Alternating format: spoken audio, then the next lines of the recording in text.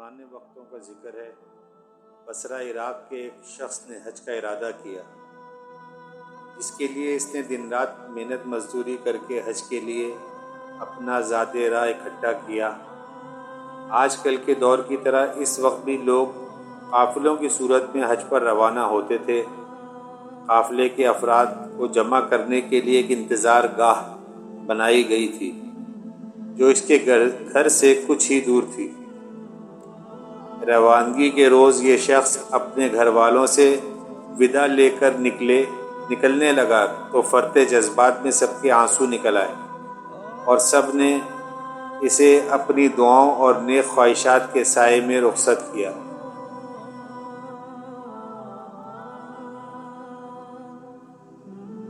اس شخص کے گھر اور قافلے کے انتظار گاہ کے درمیان ایک جنگل پڑتا تھا۔ یہ شخص تیز تیز قدم اٹھاتا جا رہا تھا کہ جنگل سے کچھ پہلے ایک گھر سے اچانک کسی خاتون اور بچوں کے رونے کی آواز نے اسے چونکا دیا۔ ان آوازوں میں اتنا درد تھا کہ اس سے رہا نہیں گیا۔ وہ گھر کے قریب پہنچ کر مکان پر کان لگا کر کھڑا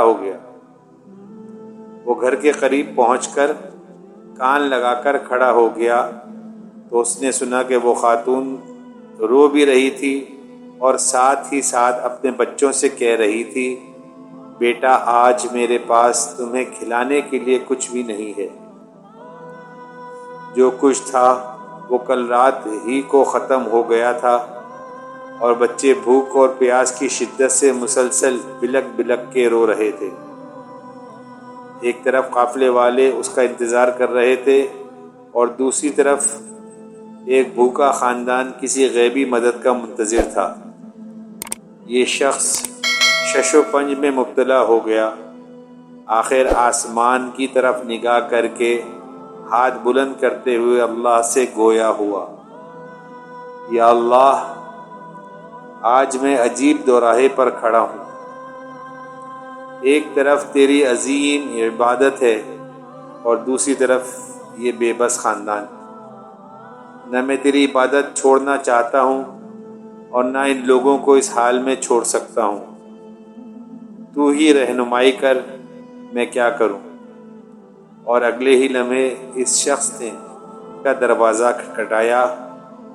خاتون نے دروازہ کھولا تو یہ شخص بولا، بی بی، میں نہیں جانتا کہ تم لوگ کون ہو۔ میں بس ادھر سے گزر رہا تھا کہ تمہاری رونے کی آواز نے مجھے رکنے پر مجبور کر دیا۔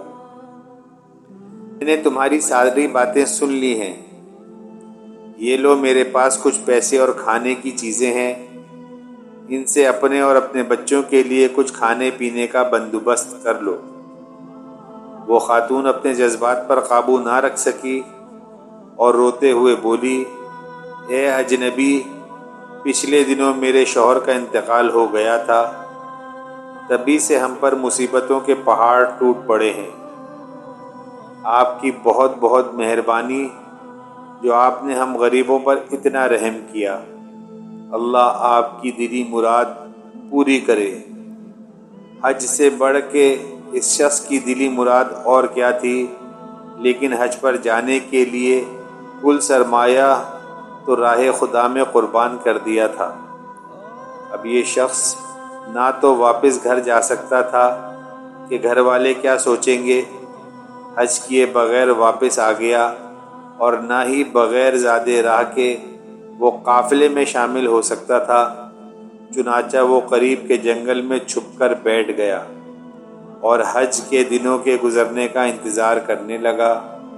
کچھ دنوں کے بعد جب حج کے دن گزر گئے اور اس کے قافلے کے لوگ جنگل کے راستے اپنے اپنے گھروں کو جانے لگے تو یہ بھی چپکے سے ان میں شامل ہو گیا۔ تبھی ایک شخص اس سے مخاطب ہوا اور بولا، جناب، حج مبارک ہو، میں نے آپ کو فلاں جگہ آب زمزم پیتے دیکھا تھا۔ پھر کچھ دیر کے بعد ایک اور شخص بولا، میں نے آپ کو سعی کرتے دیکھا تھا۔ ایک اور شخص بولا، میں نے آپ کو طواف کرتے دیکھا تھا۔ غرض کہ ہر حاجی اس کی حج کے موقع پر موجودگی کی دلیل دینے لگا۔ یہ شخص گھر پہنچا، گھر والوں نے بھی پرتپاک استقبال کیا اور حج کی ڈھیر ساری مبارکباد دی، لیکن یہ شخص اندر ہی اندر پریشان تھا کہ میں تو حج پر گیا ہی نہیں تھا، تو پھر کیوں ہر حاجی میرے وہاں پر موجود ہونے کی بات کر رہا ہے؟ ظاہر سی بات ہے، حج سے واپسی پر کوئی حاجی جھوٹ تو نہیں بولے گا، لیکن ماجرا کیا ہے یہ سمجھ سے باہر ہے۔ انہی سوچوں میں گھومتے گھومتے سے نیند آ گئی اور وہ سو گیا۔ عالم خواب میں اسے بشارت ملی کہ اے نیک دل انسان، تم نے حج جیسی عظیم عبادت کو چھوڑ کر مخلوق خدا کی مدد کی۔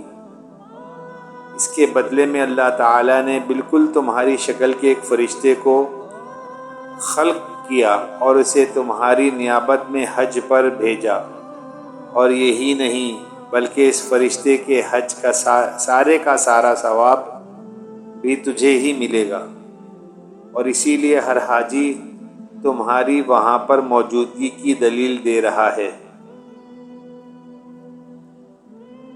سبحان اللہ۔ اللہ پاک ہمیں بھی ایسے ہی لوگوں کی مدد کرنے کی توفیق عطا فرمائے کہ ہماری عبادتیں جو ہم کرنا چاہتے ہیں پتہ نہیں وہ مقبول ہوں گی یا نہیں ہوں گی۔ ہماری نمازیں، ہماری حج، ہمارا تلاوت، ہمارا ذکر، یہ پتہ نہیں قبول ہوگا یا نہیں ہوگا، لیکن اگر ہماری وجہ سے کوئی شخص جو ہے نمازی بن گیا، کوئی شخص قرآن کی تلاوت کرنے والا بن گیا، کوئی جو ہے وہ اللہ کا ذکر کرنے والا بن گیا، کسی نے اللہ سے دوستی کر لی، کسی کی ہم نے کی ضرورت کو پورا کر دیا، تو اس کا پورا ثواب اور مقبول ثواب ہمیں ملے گا۔ اللہ پاک ہم سب کو عمل کرنے کی توفیق عطا فرمائے۔ آمین۔